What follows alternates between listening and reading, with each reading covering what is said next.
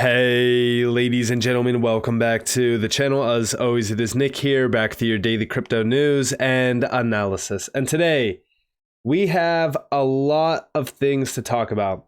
So first and foremost, I want to start with this tweet here. So we do see Rep Timmons ask Gensler whether he believes we should remove the US dollar as the global reserve currency.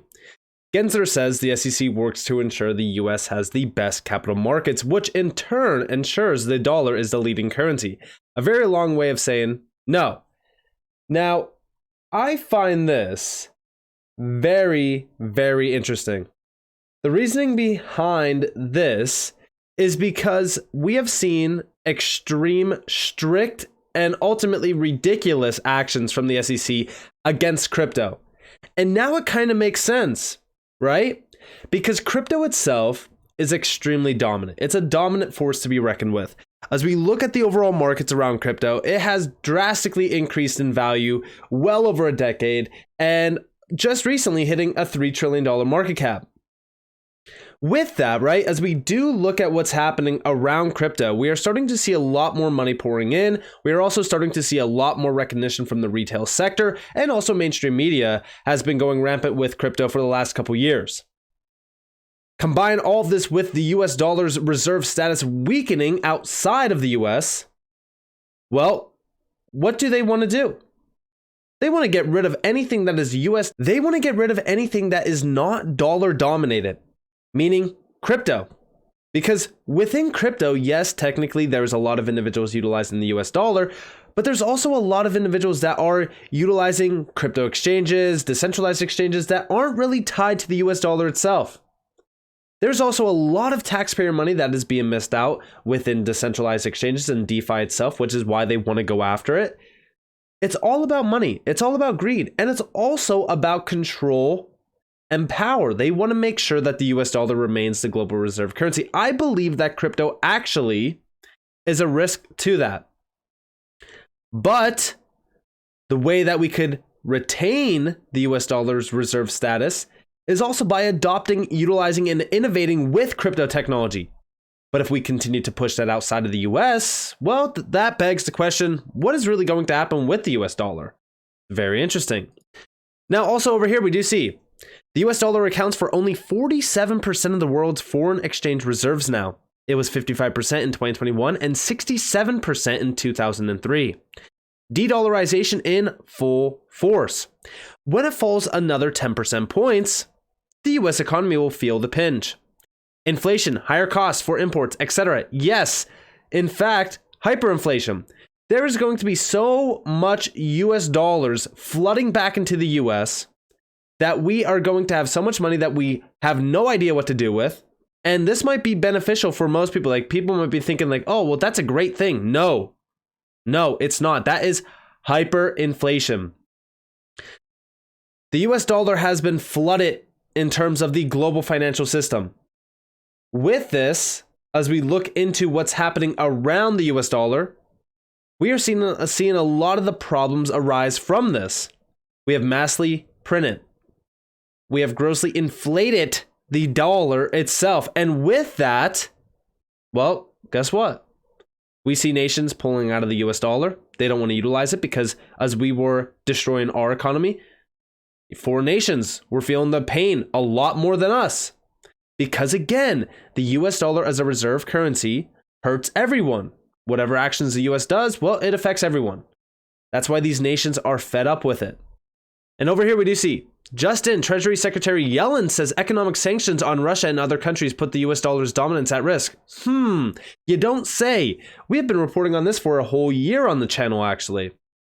But what I found funnier was Jim Rickards. So Jim Rickards mentioned the US dollar and its greatest enemy. And he actually mentioned it in terms of a reserve currency being the Fed and also the Treasury. He recently did a video talking about the Federal Reserve and what they actually do. He said that the Fed has, for the longest time, destroyed the US economy.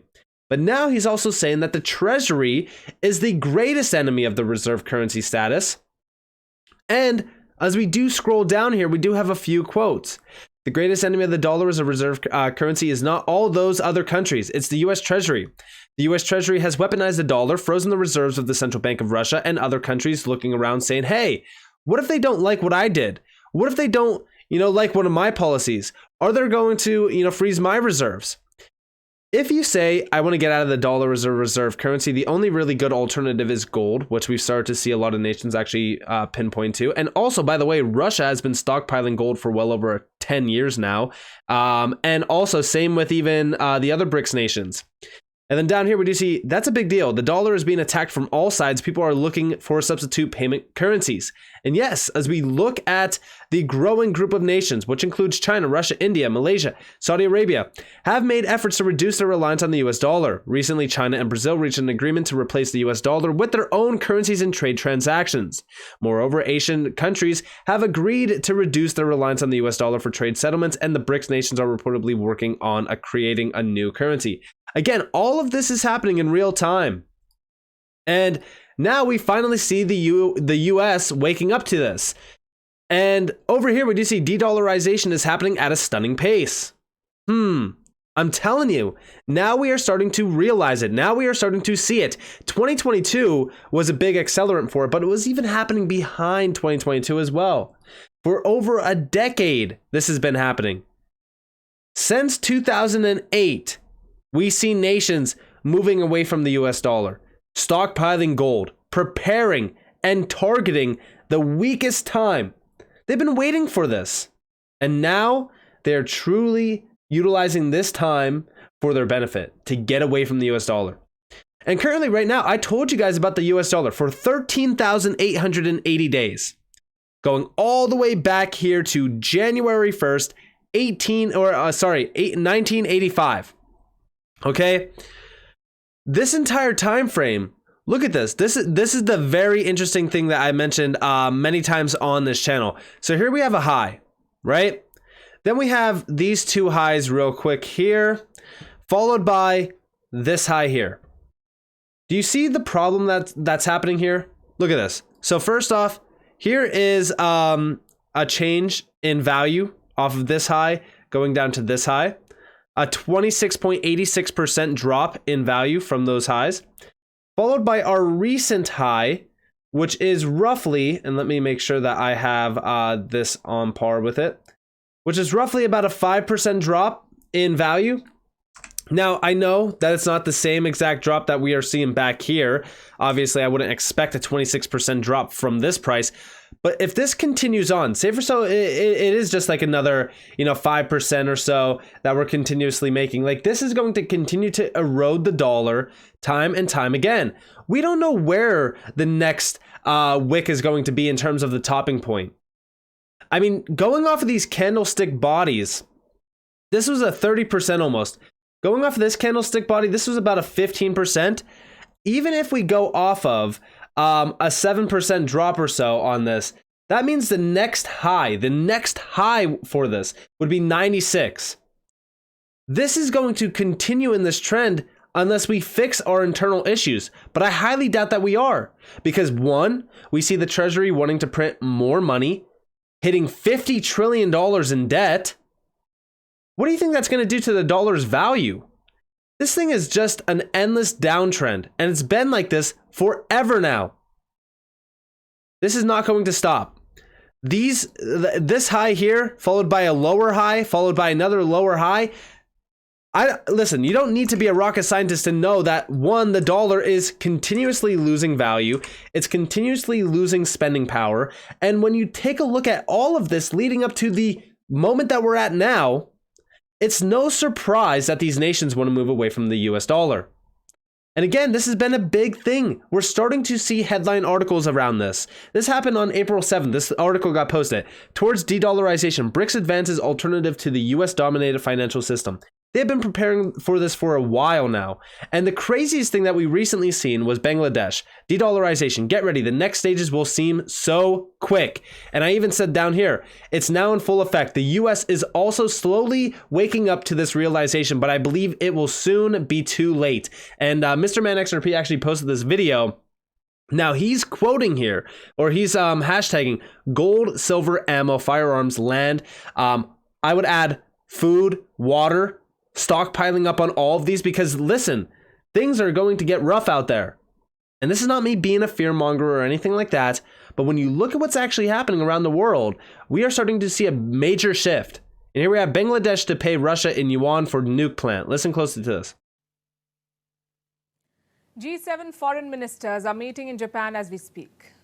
And they're making dramatic statements. They're issuing threats. They say Russia will be slapped with more sanctions and countries that help Russia will face consequences. But it all sounds hollow when you look at how Russia is faring. It has found ways to bypass sanctions. Russia has proved that it doesn't need the West to trade. Let me tell you about Moscow's latest win. This came in Bangladesh. Dhaka wants to do business with Moscow and they're ready to pay Moscow in the Chinese yuan. So Bangladesh will make payments to Russia in the Chinese currency. They've bypassed the dollar. And we're talking about a major payment here worth some $300 million. It will be denominated in the yuan. Do you know what this payment is for? A nuclear power plant. Russia is building a power plant for Bangladesh. It is located near the capital city of Dhaka. The project is worth around $12 billion. It is being financed through a Russian loan. And Bangladesh has 28 years to repay this loan. Right now, it is returning a part of the loan. That's $300 million. Dhaka was supposed to make the payment earlier, but Western sanctions delayed it. You see, Russia has been cut off from the global banking system. So they started looking for alternatives. First, Russia wanted the payment in rubles. It was hesitant to accept the yuan. It feared losses after currency conversion. But Dhaka refused to accept this arrangement, so there was a deadlock. It lasted for over a year. Now it seems Russia has changed its mind. It is ready to accept the Chinese yuan, and Bangladesh is happy to pay in the yuan. But why does Bangladesh prefer the yuan? For multiple reasons. For starters, yuan is one of the official currencies of Bangladesh. Since 2017, Dhaka has been adding the yuan to its currency reserves. But when compared with the dollar, the share of the yuan is minor. In 2017, just 1% of Bangladesh's reserves were in yuan. In August last year, this went up to 1.32%. What about the US dollar? Its share has declined over time. In 2017, 81% of Bangladesh's reserves. And again, this is talking more so about the decline in US reserves. And this has been happening way before 2022, way before 2020. This has been an ongoing process. And these things don't happen, overnight. This has been happening for a while. And now we are just starting to see the major shift. And I do want to go over a few other things here.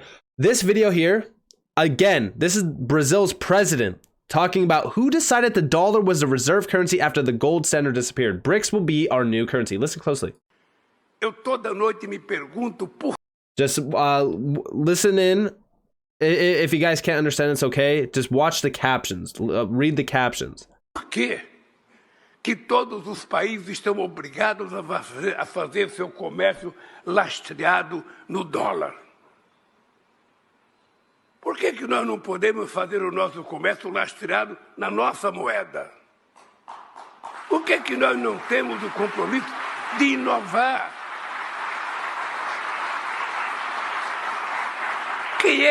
Quem é que decidiu que era o dólar a moeda depois que desapareceu o ouro como paridade? Por que não foi o ien? Por que não foi o real? Por que não foi o peso? Porque as nossas moedas eram fracas, as nossas moedas não têm valor em outros países. Então, se escolheu uma moeda sem levar em conta a necessidade que nós precisamos ter uma moeda, que transforma os países numa situação um pouco mais tranquila. Porque hoje, um país precisa correr atrás de dólar para poder exportar. Quando ele poderia exportar a sua própria moeda, e os bancos centrais certamente poderiam cuidar disso. E, portanto, eu não sei quando, não pode ter pressa, Dilma, porque em economia a gente não pode ter pressa, a gente não pode ter... Você está num país em que se tem uma coisa que se cuida bem aqui é paciência. Se tem uma coisa que o chinês sabe ter é paciência. Então, se for necessário ter um pouco de paciência, a gente tem que ter. Mas por que um banco como os BRICS não pode, sabe, ter uma moeda que possa financiar a relação comercial entre Brasil e China, entre Brasil e os outros países dos BRICS? É difícil, porque tem gente mal acostumada, porque todo mundo depende de uma única moeda. And I do want to say, so he mentions the fact that we need a currency that can transform countries. The problem with this is that all of this is leading up to one big event. You know what that is? That's this. Everything works in cycles, birth and death, the basic truth of life. Ancient civilizations and cultures understand this. Below is the economic cycle of empires. Do Americans realize where they are? Check this out. So as we do look at this, right, a lot of people are wondering, what's going to be the reserve currency if the US dollar gets challenged? It's very simple, right? We've talked about it. Think about it like this. We know that these countries having a reserve currency is no good. It can't be trusted. You can't do it. It doesn't work. The US has proven this. So how do we incorporate currencies that are essentially, in quotation marks, reserve currencies without them failing as large as the US dollar?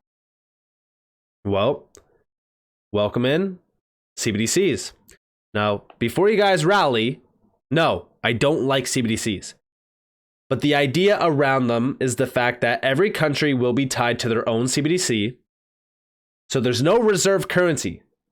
A reserve currency does no longer exist. What exists is a bridge currency. The currency that can bridge all of these CBDCs to one. Being able to transact, being able to transfer funds and do anything that you want by converting any two currencies in an instantaneous time frame, settled at a fraction of a penny instantly. Source liquidity as well. That means no central bank, no country will have to hold a massive amount of money in their reserves or lock money away in nostro vostro accounts. Do you understand what I mean here? A bridge currency is 100% necessary. Now, a lot of people want to say XRP will be that. A lot of people want to say Bitcoin will be that. The truth of the matter is, we don't know what it's going to be. But in my opinion, and I've mentioned this many times, the best case scenario would be utilizing XRP because it's been tried, tested, and true with that use case. It is the ideal token for that. But essentially, it could be any currency that has that bridging mechanism. But the question is, which one out there has that? Which one has been tested within those areas and has worked flawlessly within those areas? There's only one, and it's XRP. So I ask all of you, what do you believe will be the bridge currency? I'd love to hear your thoughts. And with that being said, I'm going to close out on that. With that all, I hope that you guys enjoyed this video. If you guys did, definitely leave a like, subscribe, turn notifications on because of more free content. You guys are more than welcome to follow me on Twitter and join the free Discord down in the description below. As always, up to you all. Have a beautiful day or a beautiful night, wherever you guys are in this beautiful world. That's been Nick. Peace out, guys.